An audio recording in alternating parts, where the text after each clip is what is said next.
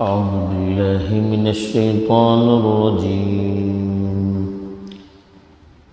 بسم الله الرحمن الرحيم. حرمت عليكم الميتة والدم ولحم الخنزير وما أهل لغير الله به والمنخنقة والموقوذة والمتردية والنطيحة وما أكل السبع إلا ما ذكيتم وما ذبح على النصب وأن تستقسموا بالأزلام ذلكم فسق. اليوم يئس الذين كفروا من دينكم فلا تخشوهم واخشون. اليوم أكملت لكم دينكم وأتممت عليكم نعمتي ورضيت لكم الإسلام دينا.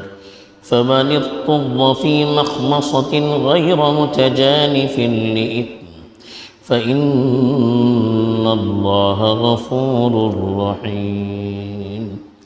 الحمد لله والصلاة والسلام على رسول الله من والاه أما بعد. پیچھے آیت میں بتایا گیا تھا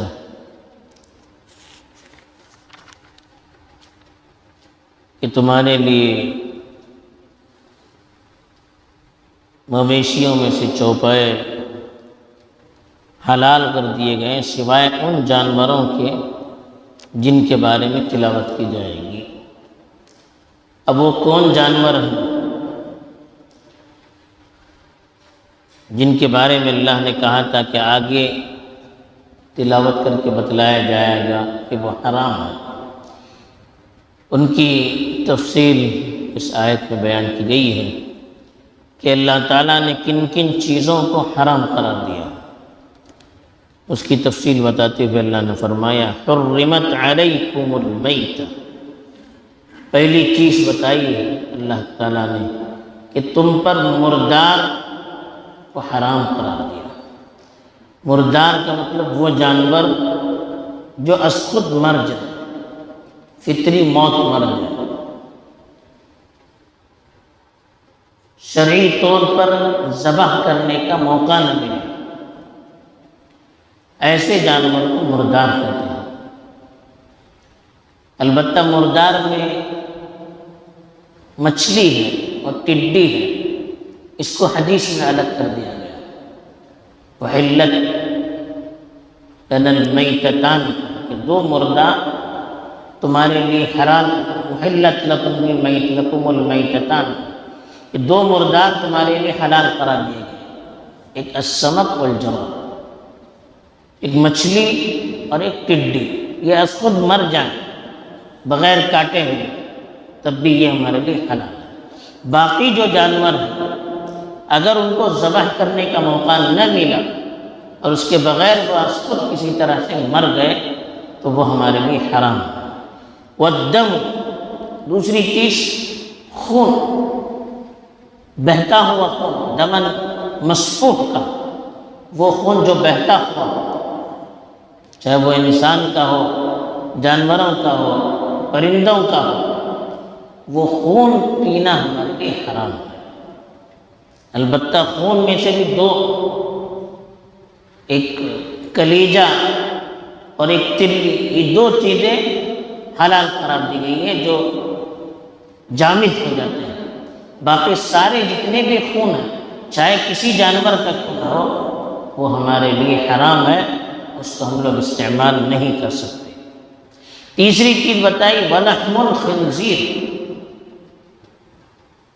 خنزیر کا گوشت، سور، پگ، اس کا گوشت بھی حرام ہے. گوشت کا مطلب وہ سارا کا سارا حرام ہے. اس کا خون، اس کی چربی، اس کا چمڑا، ہر چیز اس کی ہمارے لیے حرام ہے. اس لیے کہ اس کے اندر بہت سے ایسے جراثیم پائے جاتے ہیں جن جراثیم سے جسم پر برے اثرات مرتب ہوتے ہیں. دوسری طرف وہ بے حیا جانور ہیں، جس چیز کو ہم کھاتے ہیں اس کے اثرات بھی ہمارے بدن پر مرتب ہوتے ہیں. تو ہم اس طرح کے جانوروں کو کھائیں گے تو ان کے اندر جو فطری اثرات ہیں بے حیائی کی، وہ بھی ہمارے اندر منتقل ہوتے چلے جائیں گے۔ گندگی کھانے والے جانور ہیں جس سے بہت ساری بیماریوں کے جسم میں پھیلنے کا اندیشہ ہوتا ہے۔ چوتھی چیز جو بتائی، وَمَا أُهِلَّ لِغَيْرِ اللَّهِ بِهِ، جس کو غیر اللہ کے نام پر کاٹا جائے۔ جانور کاٹتے وقت اللہ کا نام لے کر کاٹنا چاہیے۔ اگر غیر اللہ کا نام لے کر وہ جانور کاٹیں گے، وہ جانور ہمارے لیے حرام۔ جاہلیت میں جب جانوروں کو کاٹا جاتا تھا تو لات، عزیٰ ان کا نام لے کر کاٹا جاتا تھا۔ تو اگر اس طرح سے اللہ کے علاوہ کسی دوسرے کا نام لے کر جانور کو کاٹا جائے تو وہ جانور بھی نجس ہو جاتا ہے اور ہمارے لیے اس کا کھانا استعمال کرنا حرام ہو جاتا ہے۔ پانچویں جو چیز بتائی، والمنخنقۃ، منخنقہ مانے جو گھٹ کر مر جائے، دم گھٹ کر جو مر جاتا ہے۔ مثلا گلے میں پھندا ڈالا ہوا تھا، اس پھندے کو کھینچتے وقت اس کا دم گھٹ گیا، وہ مر گیا، یا کسی طرح سے وہ لٹک کر خودکشی کر کے مر گیا جانور، ہمارے اپنے کسی عمل کی وجہ سے، مثلا ہم نے کھینچ لیا، ہم نے باندھ دیا، یا ہم نے باندھ کر رکھا تھا، اس نے اس کو کھینچ لیا جس سے اس کا دم گھٹ گیا اور پھانسی لگ گئی، پھندا لگ گیا، وہ مر گیا جانور، وہ بھی ہمارے لیے حرام ہے۔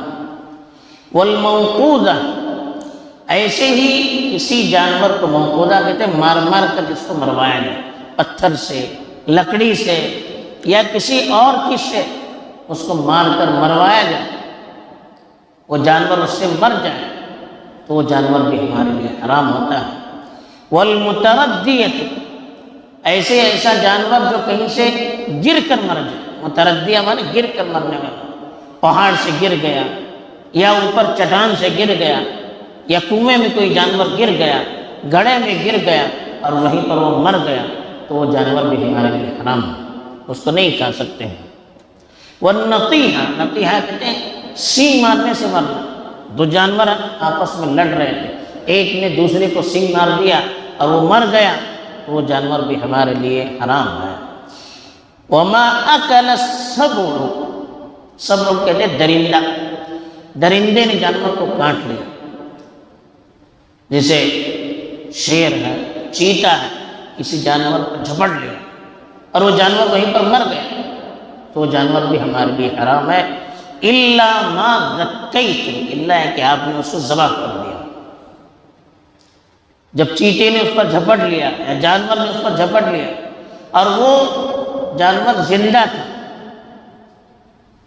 زندگی کے اثرات تھے اس کے اندر، ایسا نہ ہو کہ بالکل وہ خالی سانس چل رہی، وہ ابھی گیا کبھی گیا، وہ جانور نہیں، حیات مستقرہ ہونا چاہیے اس کے اندر، ہاتھ پہ ہلا رہا ہے، آنکھوں سے دیکھ رہا ہے، ایسا جانور ہے تو اس کو ذبح کریں گے تو وہ حلال ہو جائے گا۔ ایسے ہی وہ جانور جو مثلا گر جائے یا جن کے بارے میں بتایا دم گھٹنے لگے لیکن اس کے اندر زندگی تھی، مار دیا، اس کے اندر زندگی تھی، حیات مستقرہ تھی اور ہم نے اس کو دیکھا ذبح کر لیا تو وہ جانور ہمارے لیے حلال ہو جائے گا۔ باقی اسخود جو بھی جانور بغیر شرعی ذبح کیے ہوئے مر جاتے ہیں وہ سارے جانور ہمارے لیے حرام ہو جاتے ہیں۔ ایسی کا وما ذبح علی النصب، نصب کہتے ہیں بتوں کے، جو پتھروں کے بت ہوتے تھے ان بتوں کے پاس لے جا کر اپنے جانوروں کو ذبح کرتے تھے، یہ ان کا عقیدہ تھا کہ ان بتوں کے سامنے ذبح کریں گے تو اس سے ان کے اندر برکت پیدا ہو جائے گی۔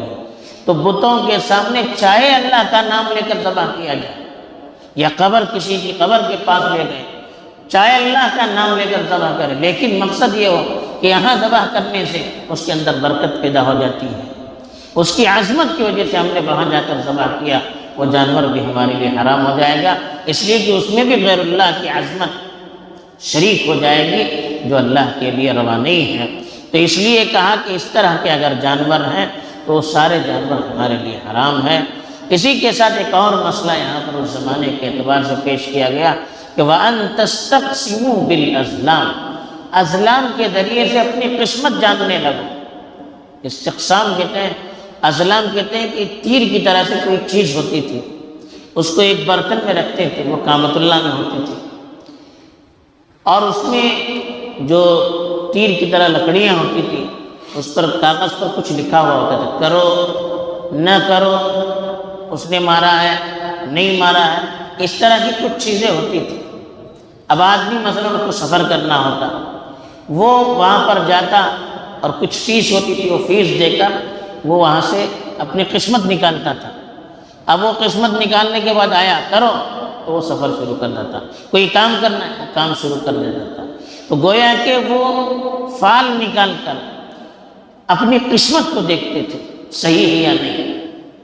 کہا کہ یہ بھی حرام ہے، ہمیں تو اللہ پر بھروسہ کرنا چاہیے، یہ تو غیر اللہ پر بھروسہ کرنا ہے، ہمیں تو تقدیر پر بھروسہ کرنا چاہیے، اس سے تو تقدیر ختم ہو جاتی ہے، تقدیر پر ایمان ختم ہو جاتا ہے، آدمی گویا کہ ایک طرح سے شرک میں مبتلا ہو جاتا ہے۔ تو ایسی چیزیں جس میں اللہ کو چھوڑ کر غیر اللہ سے مدد لی جاتی ہو، یہ ساری چیزیں ہمارے لیے حرام ہیں۔ ہم لوگ کسی کے پاس جا کر ہاتھ دیکھتے ہیں، اپنی قسمت دیکھنا چاہتے ہیں، تو یہ بھی حرام ہے، اس لیے کہ ساری چیزیں اللہ کی طرف سے ہوتی ہیں، مقدرات اللہ نے طے کیے ہیں۔ ہمیں کوئی سفر کرنا ہے، کوئی کام کرنا ہے، شریعت نے بتا دیا کہ استخارہ کیجیے، 2 رکعت نماز پڑھیے، استخارے کی نیت سے دعا پڑھی، دعا جو استخارہ کی آتی ہے اس دعا کو پڑھ کر اللہ سے مشورہ لے لیجیے۔ تو ہمیں استخارہ کر کے اللہ سے مشورہ لینا چاہیے، اگر اللہ کی طرف سے دل میں اطمینان ہوتا ہے پھر وہ کام کرنا چاہیے۔ اس طرح کی چیزیں کرنا، فال نکال کر، لکڑیاں نکال کر، یا کسی کے پاس ہاتھ دکھا کر، یا کسی ایسے انسان کے پاس جا کر وہ یہ دعویٰ کرتا ہے کہ میں غیب کی باتیں جانتا ہوں، مستقبل فیوچر کی باتیں جانتا ہوں، ان کے پاس جا کر ہم اپنی قسمت دیکھتے ہیں، تو یہ ساری چیزیں ہمارے لیے جائز نہیں ہے۔ اللہ نے کہا ذالکم فسق، یہ ساری چیزیں گناہ، جن جانوروں کی تفصیل بتائی غلط طریقے سے وہ مر جائیں وہ بھی گناہ، ان کا بھی کھانا، ایسے ہی یہ قسمت آزمانا یہ بھی گناہ ہے۔ بہرحال ان ساری چیزوں سے ہمیں روکا گیا، جیسے وہ سب چیزیں حرام اسی طرح سے یہ بھی حرام ہے۔ اللہ تعالی ہمیں حلال کی جستجو کر کے اس کو استعمال کرنے اور اس کے مطابق زندگی گزارنے کی توفیق دے، آمین۔ وآخر دعوانا الحمد للہ رب العالمین، سبحان اللہ و بحمدہ، سبحان